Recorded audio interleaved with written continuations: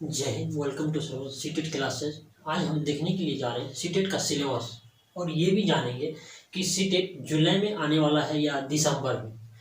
तो आप ये देखिए कि सीटेट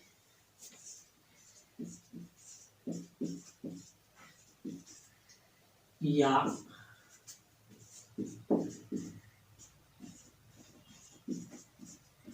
दिसंबर 2023 में आने वाला है, सीटेट जुलाई में आने वाला है या दिसंबर में आने वाला है। देखिए सीटेट अगर जुलाई में आने की संभावना है, अगर जुलाई में सीटेट आएगा तो हो सकता है, ये अभी मार्च का मंथ चल रहा है, मार्च अप्रैल या मई में आपको नोटिफिकेशन मिल जाएगा, जुलाई या अगस्त में आपका एग्जाम हो जाएगा। अगर नहीं आया तो हो सकता है, अगर दिसंबर अगर नहीं आया तो दिसंबर में आएगा ही आएगा। ठीक है, अगर दिसंबर में आएगा तो आपका हो सकता है अगस्त या सितंबर में आपको नोटिफिकेशन मिलेगा, दिसंबर से आपका एग्जाम प्रारंभ हो जाएगा। क्या होगा? दिसंबर में आपका एग्जाम प्रारंभ हो जाएगा। तो आप ये एक बार जानकारी लेना जरूरी है क्या कि अगर सीटेट 2022-23 जो एग्जाम हुआ था विगत वर्षों में, अभी थोड़ी दिन पहले जो एग्जाम हुआ है उसमें उसका रिजल्ट बहुत जल्दी लगभग 28 दिसंबर से 7 फरवरी के बीच हुआ था। ठीक है, और उसका जस्ट एक सप्ताह यानी एक सप्ताह के बाद आपका क्या दिया, आंसर की दिया।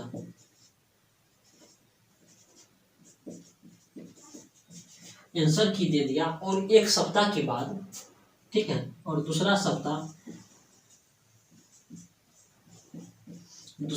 रिजल्ट जारी कर दिया। दूसरा सप्ताह रिजल्ट जारी कर दिया यानी 3 मार्च को आपका रिजल्ट आ गया। तो इससे ये लगता है कि सीबीएसई बोर्ड ने एग्जाम जो 2022-23 का हुआ उसमें बहुत जल्दी यानी प्रोसेस फास्ट कर रहा काम। ठीक है, बहुत जल्दी काम किया। और इसी के दरमियान में आप ये अनुमान लगाइए कि आपका हो सकता है कि इससे पहले सीटेट जो एग्जाम होता था वो साल में 2 बार होता था, एक जुलाई में देखने के लिए मिलता था, उस दूसरा दिसंबर में देखने के लिए मिलता था।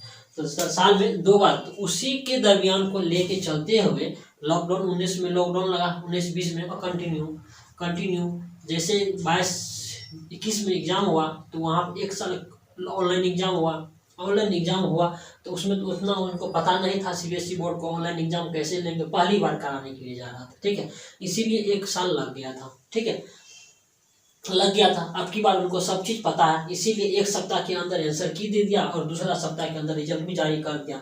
हो सकता है आपको जुलाई में भी सीटेट देखने के लिए मिल सकता है, अगर नहीं हो तो दिसंबर में देगा ही देगा। अगर जुलाई में सीटेट दिया तो अगर जुलाई में सीटेट देगा तो अप्रैल या मई में नोटिफिकेशन आपका चले आएगा। ठीक है, तो अब चलिए अब सीटेट के बारे में, आप सिलेबस क्या है, सीटेट का सिलेबस क्या है। सीटेट का सिलेबस 1 to 5 और 6 to 8 का अलग अलग रहता है। ठीक है, तो आइए 1 to 5 के बारे में हम जानकारी लेते हैं। 1 to 5 में टोटल क्वेश्चन 150 मार्क का होता है। ठीक है, और 6 to 8 में भी टोटल क्वेश्चन 150 मार्क का होता है। ठीक है, 150 मार्क का होता है, नो निगेटिव रहता है। कितना? नो निगेटिव रहता है। टोटल क्वेश्चन 150 मार्क का रहता है। ठीक है, 150 मार्क का रहता है, नो निगेटिव रहता है।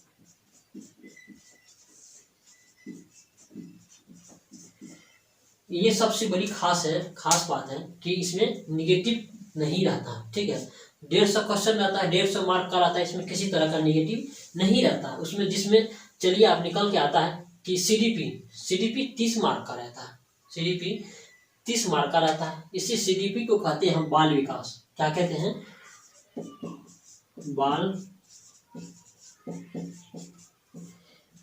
बाल विकास कहते हैं इसी सीडीपी को। ठीक है,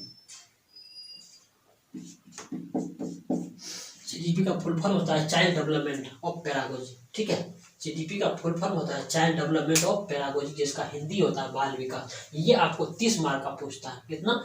30 मार्क का पूछता है। उसके बाद मैथमेटिक्स की पढ़ाई, मैथमेटिक्स 30 मार्क का पूछता है। 30 मार्क का मैथमेटिक्स रहता है, इसमें 30 मार्क का मैथमेटिक्स आता है। इसमें 15 मार्क का मैथ रहेगा, 15 मार्क का मैथ रहता है, और 15 मार्क का सीडीपी से रिलेटेड रहता है क्वेश्चन।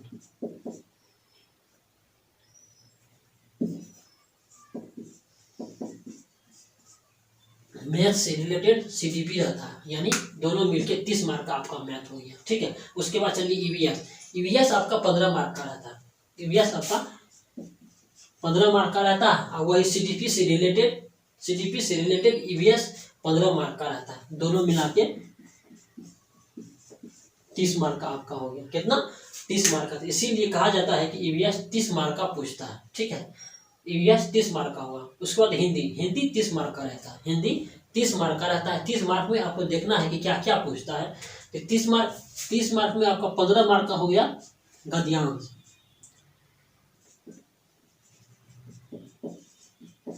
गद्यांश 9 मार्क का रहता है, और पद्यांश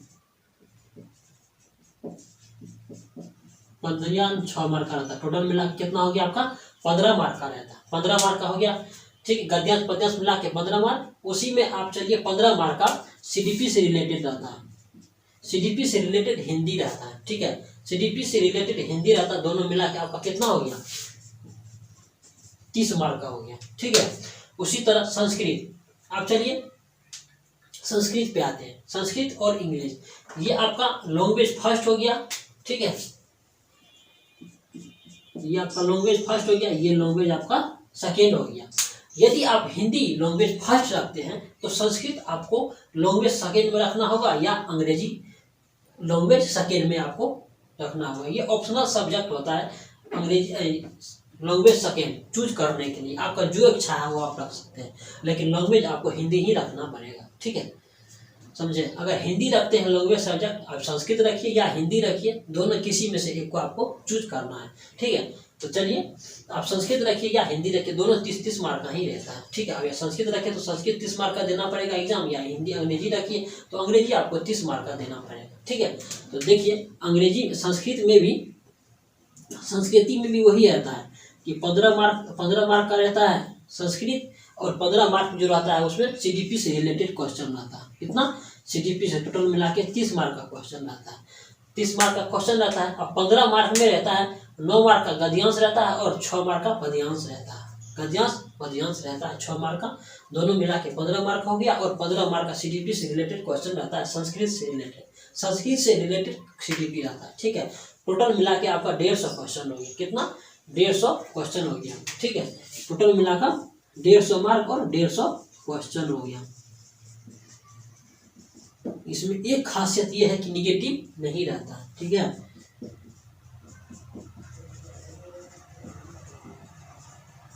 नो निगेटिव इसमें किसी तरह का नहीं रहता है, ये आसानी से आप पास कर सकते हैं, ठीक है।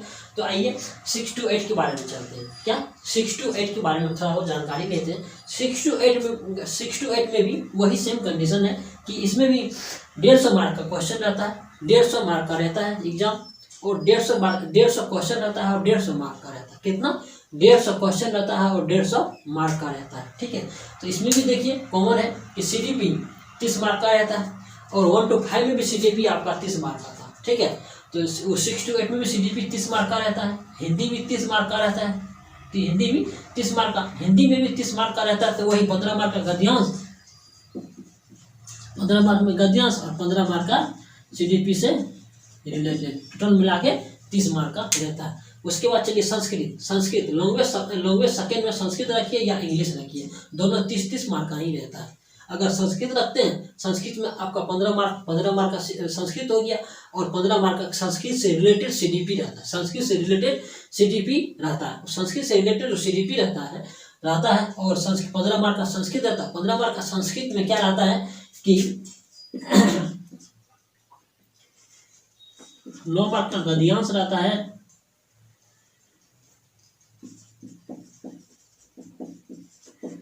और 6 मार्क का पद्यांश रहता है।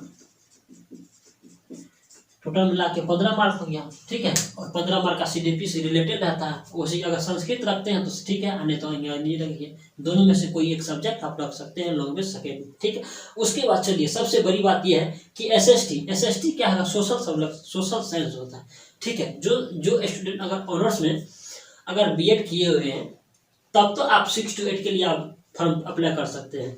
अगर बीएड किए हुए हैं, अगर आपका ऑनर्स पेपर आर्ट्स पेपर है, हिस्ट्री सिविक ज्योग्राफी कुछ भी हो, आर्ट्स पेपर लेकिन होना चाहिए, तो आपको एसएसटी ही रखना पड़ेगा, ठीक है। 60 मार्क का एसएसटी होगा, इसमें हिस्ट्री सिविक्स ज्योग्राफी इकोनॉमिक्स से रिलेटेड क्वेश्चन आपका 60 मार्क का रहेगा। 40 मार्क का रहता है, कितना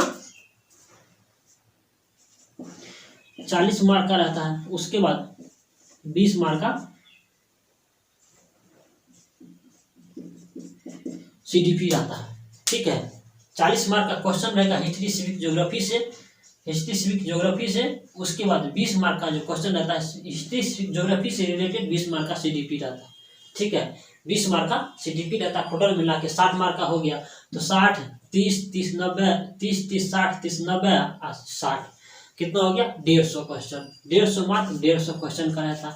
अब उसमें देखिए जो स्टूडेंट का साइंस पेपर है, अगर बीएड किए हुए हैं, अगर ऑनर्स पेपर जिसका जो स्टूडेंट का साइंस हो, मैथ फिजिक्स केमिस्ट्री बायो, तो उनका एक बात है, उनका कितना रहेगा इधर देखिए, उनका 40 मार्क का रहता है साइंस, ठीक है।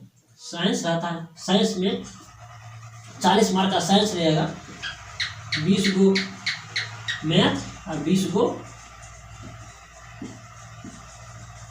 गो साइंस रहता है, ठीक है। उसके बाद चलिए 20 मार्क का सीडीपी रहता है, किससे, साइंस से रिलेटेड सीडीपी रहता है 20 मार्क का। तो दोनों मिला के कितना हो गया टोटल मार्क आपको 60 मार्क का रहता है, टोटल 60 मार्क का। तो 90 सीडीपी 30 मार्क का, 30 मार्क का हिंदी, 30 मार्क का संस्कृत या इंग्लिश, 90 मार्क का, 90 मार्क का प्लस 60 मार्क, कितना 150 मार्क का क्वेश्चन आपका होगा, ठीक है। तो 150 में 150। आप ये देखिए, अगर आप तैयारी करने के लिए चाहते हैं जो भी स्टूडेंट सीटेट का, तो एक बार में कैसे हम पास कर सकते हैं सीटेट, ठीक है। एक बार में सीटेट हम कैसे पास कर सकते हैं, एक दोनों सब्जेक्ट में देखिए 1 to 5 और 6 to 8, 1 to 5 और 6 to 8, जो स्टूडेंट 1 to 5 और 6 to 8 दोनों का तैयारी करते हैं उनके लिए कॉमन बात बता रहे हैं, ठीक है। ध्यान से देखिएगा, ठीक है। देखिए 1 to 5 और 6 to 8 में दोनों देखिए कॉमन क्या है, देखिए 30 मार्क का सीडीपी 1 to 5 में रहता है और 30 मार्क का सीडीपी 6 to 8 में रहता है, ठीक है।